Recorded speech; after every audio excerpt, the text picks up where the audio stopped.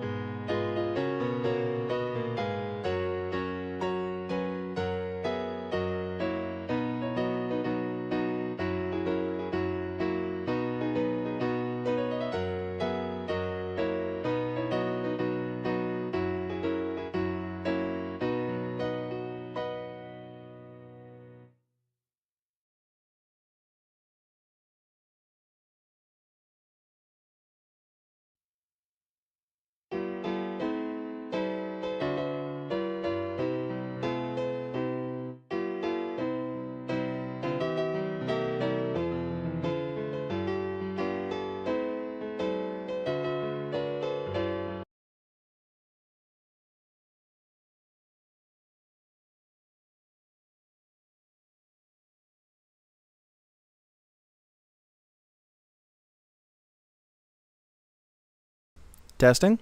Hello, everybody. Good evening and welcome to another Wednesday night Bible study here at Faith Baptist Church's Facebook Live. So glad to have each and every one of you watching this evening. If I look a little disheveled, it's only because I am. It's been a wild day at the Strange Family House today.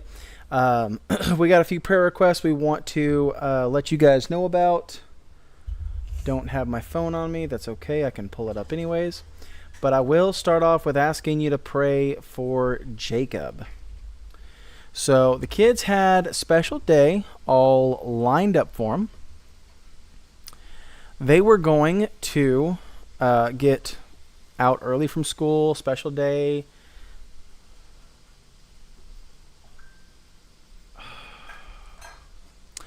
I'm sorry, one second.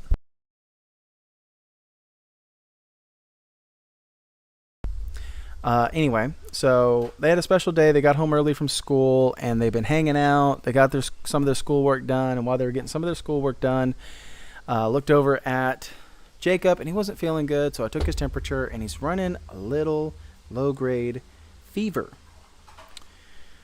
So you guys be in prayer for Jacob. We're taking him to the doctor tomorrow, and hopefully they'll figure out what's going on, get him on the right medicine, and he'll be getting to feeling better in no time. Hopefully before the weekend.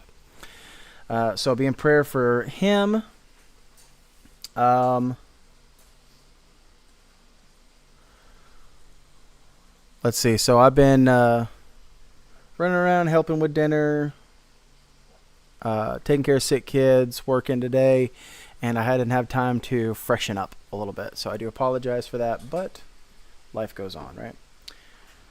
We want to pray for Mario Talavera. Some of you may have got the prayer request yesterday.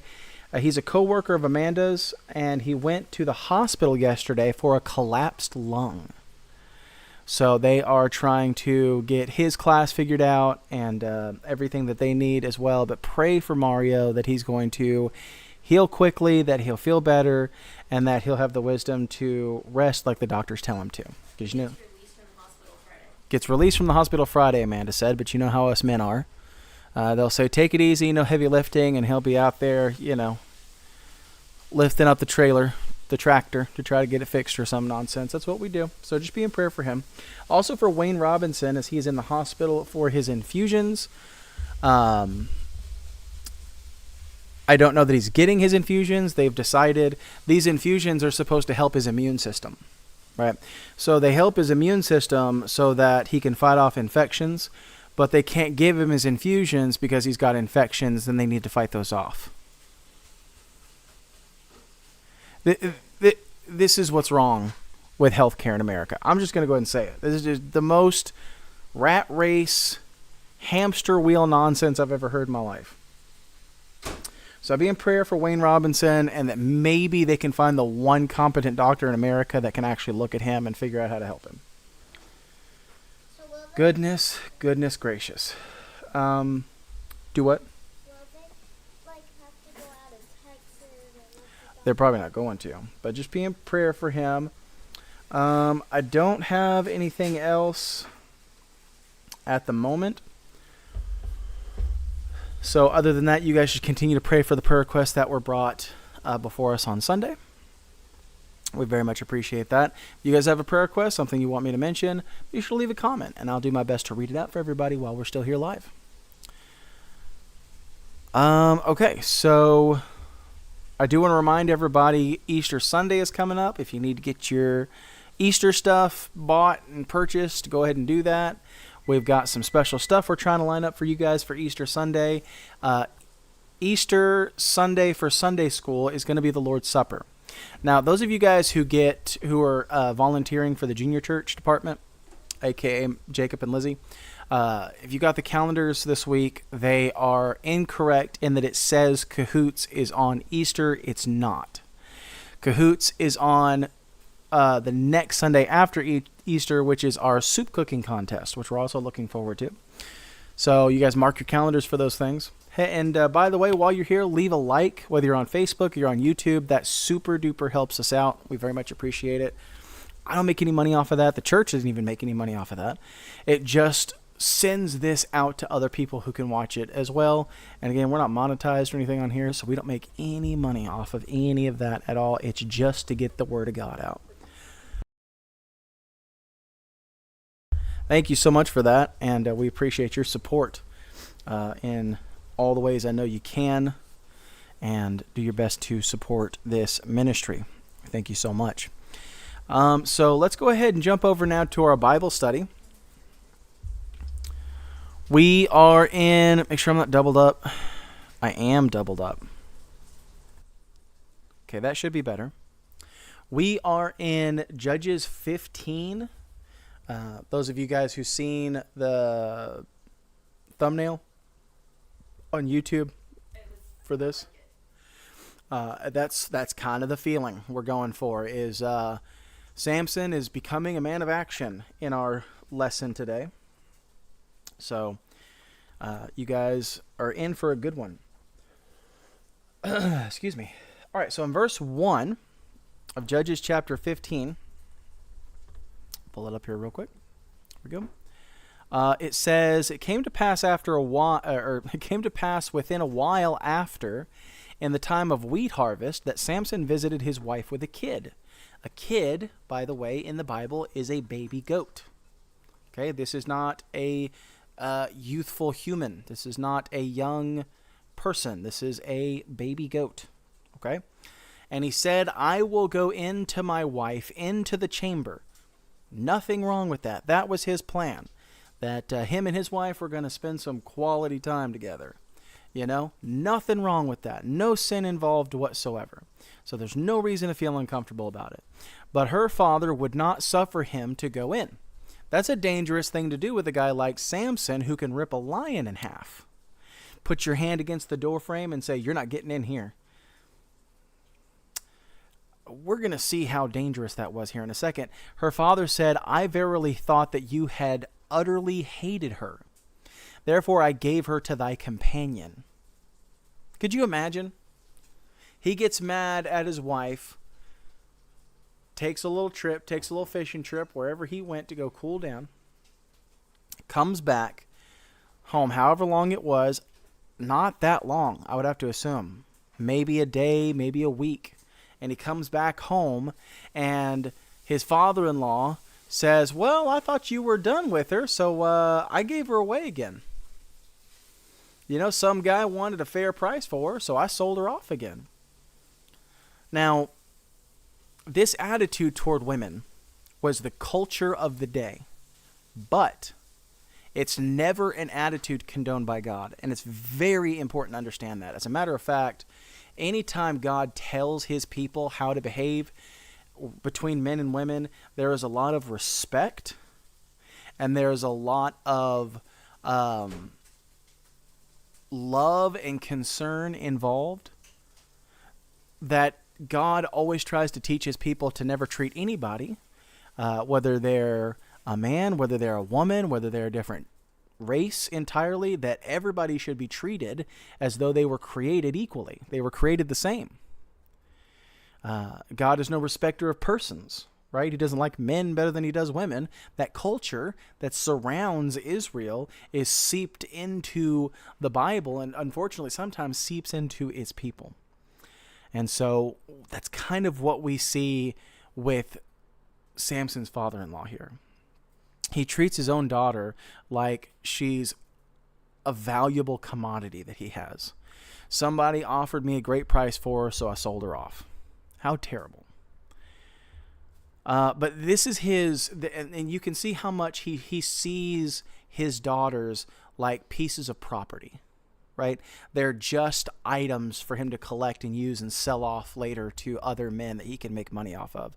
He doesn't love or care about his daughters at all. And you can see that in verse 2. He continues on by saying, is not her younger sister fairer than she? Take her, I pray thee, instead of her.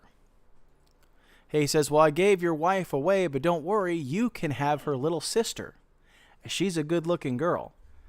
You could enjoy being married to her. That's disgusting.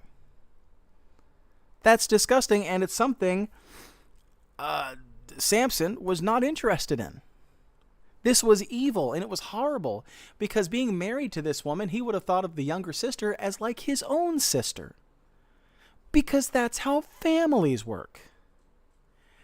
And so in verse 3, Samson said concerning them, now I shall be more blameless than the Philistines, though I do them a displeasure. So what he's saying here is okay, this didn't quite work out the way I had planned, but now when I retaliate against the Philistines, nobody will suspect it's because that I'm a judge of God come to free God's people. Nobody will suspect that. They'll think it's just an angry Israelite husband seeking vengeance for what happened. Thank you so much, Ryan, for the follow as well, and Amanda and Christy. I appreciate all of you guys and your support. So that is what he means there in verse 3. Verse 4 comes along. It says, Samson went and caught 300 foxes.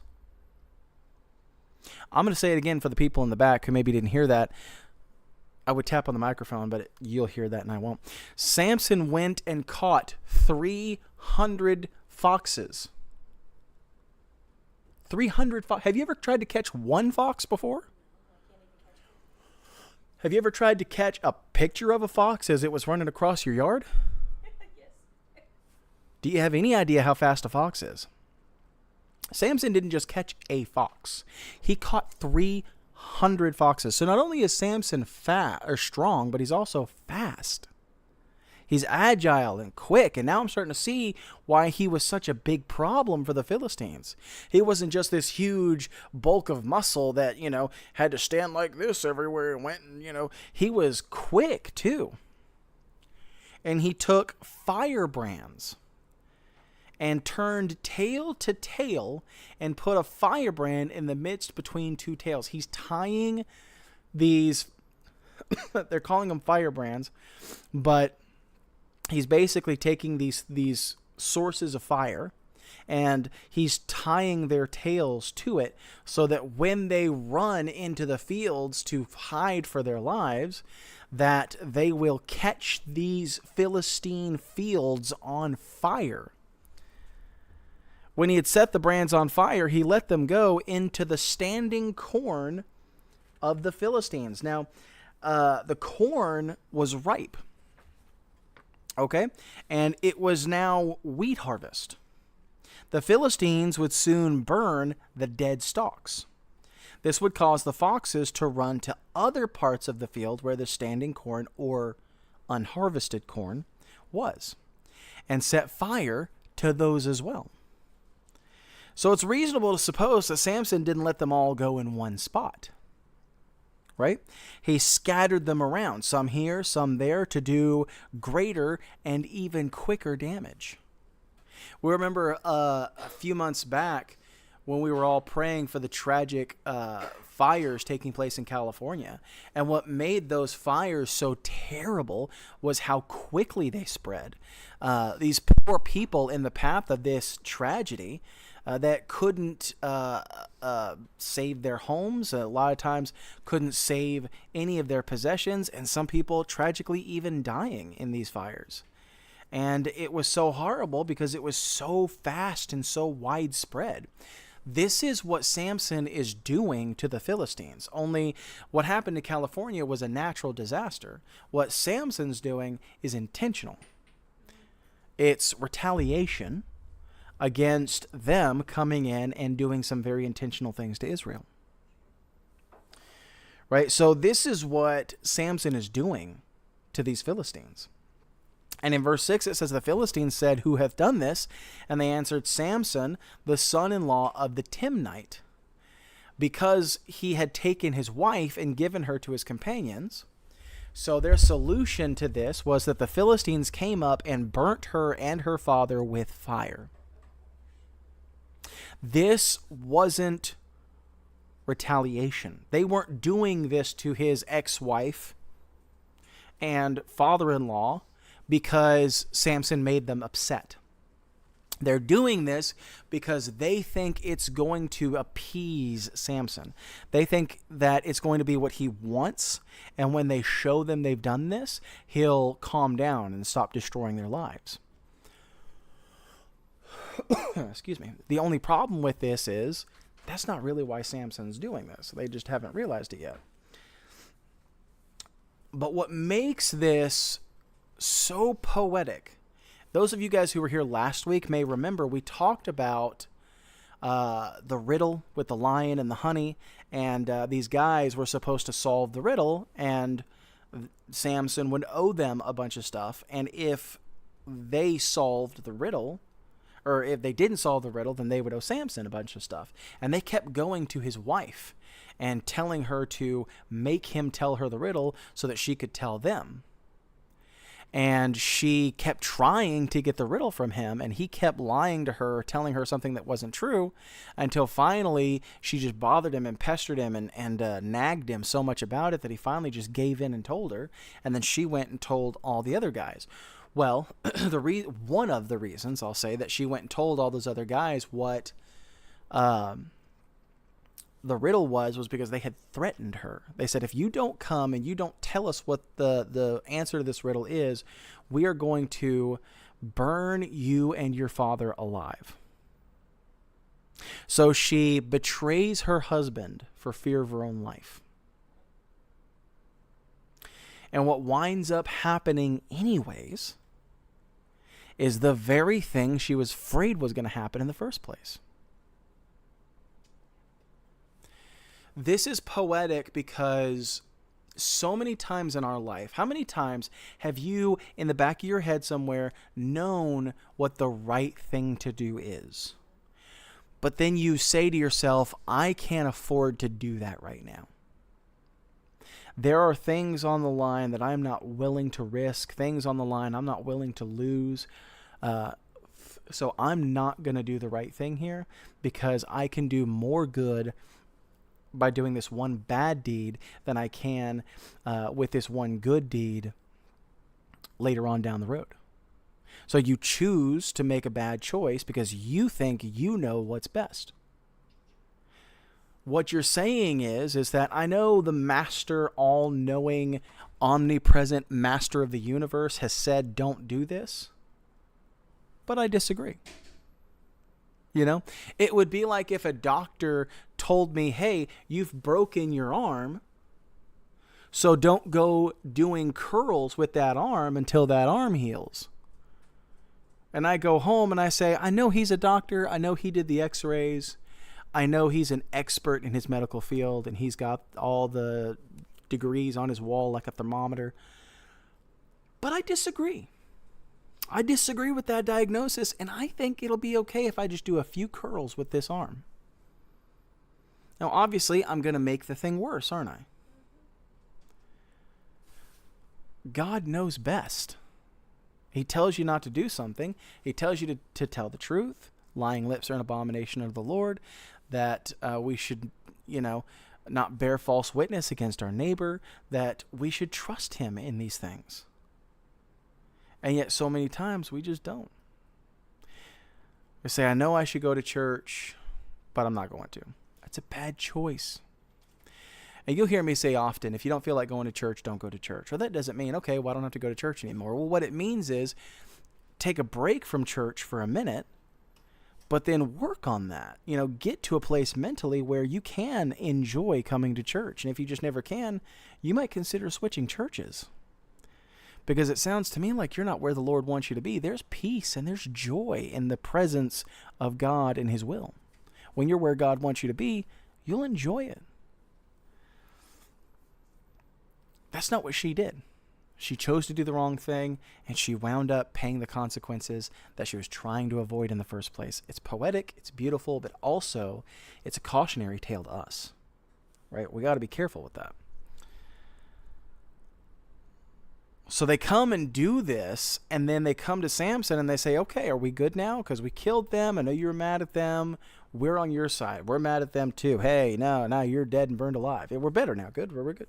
And Samson says to them, though you've done this, yet will I be avenged of you, and after that I will cease. So he goes, so let me get this straight. You take my wife from me. You give her to another man. You offer me my own sister-in-law. And then when I get mad about that and retaliate against you, your answer is to kill the wife that was taken from me and her father. And that was supposed to make me feel better? And so it says he smote them hip and thigh with a great slaughter. And he went down and dwelt in the top of the rock Etam. So either he smote them on their hips and thighs with his bare hands, so that they were bruised and maimed and many people died, or the meaning of the expression is that he smote them here and there and anywhere, head to toe, which resulted in the death of many of them. In this way, Samson is a type of the Lord Jesus Christ, who will, in the second coming, destroy the enemies of God and his people with a great slaughter. Revelation 19:19 says, and I saw the beast and the kings of the earth and their armies gathered together to make war against him that sat on the horse and against his army. And the beast was taken, and with him the false prophet that wrought miracles before him, which he deceived them that had received the mark of the beast, and them that worshipped his image. These both were cast alive into a lake of fire burning with brimstone. And the remnant were slain with the sword of him that sat upon the horse, which sword proceeded out of his mouth, and all the fowls were filled with their flesh. So in this way, in this slaughter, Samson is like a type of Christ. And this in a few other ways. But then we come to verse 9, and the story takes a turn. Now they're no longer trying to appease him. It's grown beyond this personal vendetta. War has begun to break out. It says in verse 9, then the Philistines went up and pitched in Judah and spread themselves in Lehi. So their forces were so many that they extended to the city of Lehi from Timnath, which is approximately 9 miles apart. So from this point to this point, they are spread out as an army, and they're taking up 9 miles in length so that their army has enough room to spread out. That's how large the Philistine army was at this point in history. An incredible thing. So in verse 10 it says, the men of Judah said, why are ye come up against us? And they answered, to bind Samson are we come up, to do to him as he hath done to us. Then 3,000 men of Judah went to the rock Etam and said to Samson, knowest thou not that the Philistines are rulers over us? What is this that thou hast done unto us? And he said unto them, as they did unto me, so have I done unto them. Which isn't entirely true. That wasn't his reasoning behind it, but he can't tell them, or the Philistines will find out. He's trying to keep them from being harmed. So in verse 12, they said unto him, we are come down to bind thee, that we may deliver thee into the hand of the Philistines. That's a scary thing to say to a guy like Samson. We're come to tie you up and take you, lead you into the enemy camp, so that they will not attack us, they won't kill our families, they won't burn our homes down. We're going to give you to them so that they will continue to leave us alone. So Samson's response to that is to say, swear unto me that you will not fall upon me yourselves. So in other words, I just need you to promise me that you're not going to try to kill me yourselves. That's the only thing I need from you. And they spake unto him, saying, no, but we will bind thee fast and deliver thee into their hand. But surely we will not kill thee. And they bound him with 2 new cords. They weren't worn out. They weren't weakened in any way. And brought him up from the rock. So this shows what Samson's response was to them. It shows that, number one, he did not fear them, which is important to understand because they're worth, as it said in verse 11, 3,000 of them. 3,000 men came to bind him, and he wasn't afraid. It shows that if they had attempted to take away his life, he could have defended himself. But he chose not to shed any of their blood, and rather than get into any trouble with the Philistines, they delivered Samson into their hands, the Philistines' hands. Which again is another type of Christ. He was betrayed by the Jews and delivered by them into the hands of the Romans. And though he could have delivered himself by his great strength, he chose not to, but instead suffered himself to be taken and bound and given into the hands of the enemies, that his own people might go free. John 18:3 says, Judas, then having received a band of men and officers from the chief priests and Pharisees, cometh thither with lanterns and torches and weapons. Jesus therefore, knowing all things that should come upon him, went forth and said unto them, whom seek ye? So when Jesus knew, the Bible tells us he knew, and he knew a long ways off, that Judas was coming for the purpose of having him arrested and betraying him, instead of fleeing for his life, Jesus chose to stay and endure what was about to come. They said in verse 13 we just read, but surely we will not kill thee. They wouldn't kill him with their own hands. But they did deliver him into the hand of the Philistines, where nothing but death could be expected. So then if the Philistines put him to death, the men of Judah could have been considered an accessory to the crime. Just like the Jews were to the death of Christ by delivering him to Pilate in Acts chapter 2 and verse 23, Peter says to the crowd standing by, him being delivered by the determinate counsel and foreknowledge of God, ye have taken, and with wicked hands have crucified and slain. This is on the day of Pentecost. This is Peter looking at the men that had Jesus put to death. He points his finger right in their face. He says, you're the ones. You took him. You arrested him. With wicked hands, you crucified and you slayed. Perfection and light and goodness and holiness, because it didn't make you rich. Sounds like a few pastors I know. Verse 14, I could stand on that soapbox all night. Verse 14 says, and when he came unto Lehi, the Philistines shouted against him. And the Spirit, capital S, Spirit of the Lord, came mightily upon him, and the cords that were upon his arms became as flax. Flax is something you burn. And in other words, once it's burned, it's used up. I mean, it's nothing. So it became as flax that was burnt with fire, and his bands loosed from off his hands. He popped those bands, almost like handcuffs. Imagine handcuffs today. He had basically their version, of handcuffs, and he popped them right off, no problem. And then it says in verse 15 that he found a new jawbone of an ass. Not only did he find the jawbone of an ass, he put forth his hand and took it and slew 1,000 men therewith.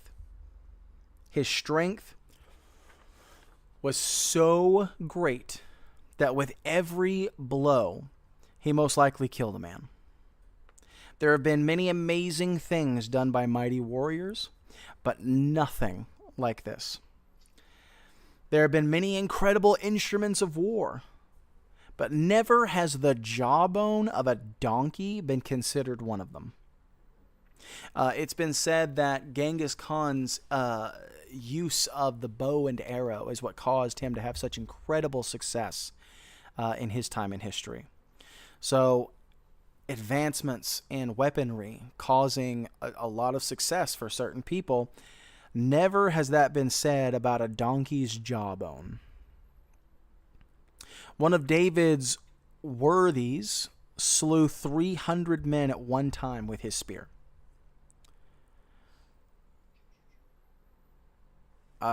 First Chronicles 11:11, and what comes nearest to this is Shamgar's killing 600 Philistines with an ox goad in Judges 3. But nobody has slain the kind of way that Samson did here.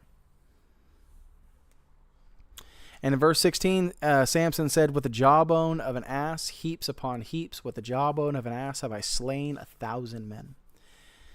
And it came to pass, when he had made an end of speaking, that he cast away the jawbone out of his hand, and called the place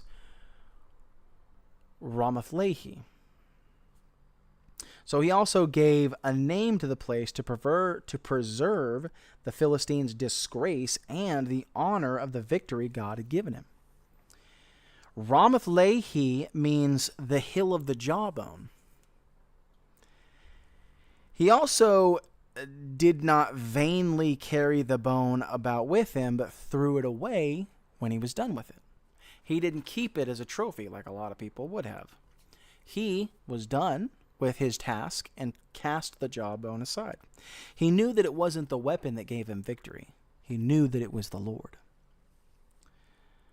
In verse 18 it says, and he was sore thirst, and called on the Lord, and said, thou hast given this great deliverance into the hand of thy servant. A lot of people want to paint Samson as a man of great arrogance. And to this point, in Judges chapter 15, we have not seen that yet.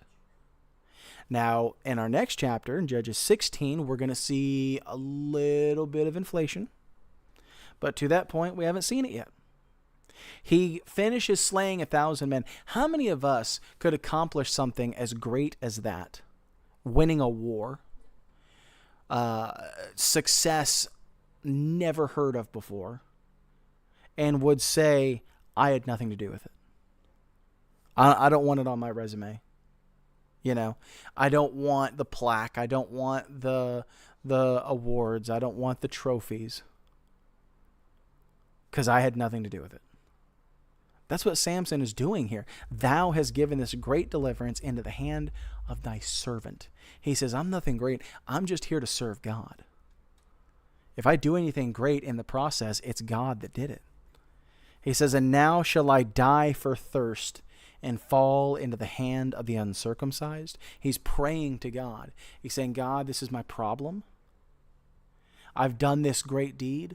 Will you now allow me to die and fall into their hands because I can have no water? But God heard him, didn't think he was being arrogant, because he answered his prayer. Right?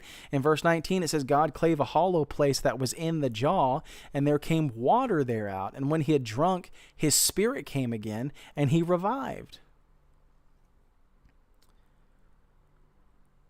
That's an amazing thing. God heard his prayer, sent him water out of the bone. That same bone he just used as an instrument for war for the Lord. The Lord, in turn, made a supplier of Samson's needs. So just as this jawbone was used for an incredible victory, it slew 1,000 men and was used to quench the thirst of Samson, so too does God's word provide us with many a spiritual victory and supplies our need to quench the thirst of our soul. Samson had a fervency and a passion, and that led to victory. We ought to have a fervency and a passion for the things of the Lord. And when we go off into battle, remember, it's not against flesh and blood. You're battling against the devil. You're battling against your own flesh. You're battling a system that despises the Lord, but your battle is not against other people. Your victories come within. They're spiritual. And when we win these victories, let's not forget to also feed our soul. Well, that's our lesson for this evening. We're done a little early, but I think we got started a little early as well. I want to thank you guys so much for being here. Like I said, click that thumb. That really helps us out. I am going to go have some dinner. You guys have a fantastic day, and we'll see you on Sunday. So until then.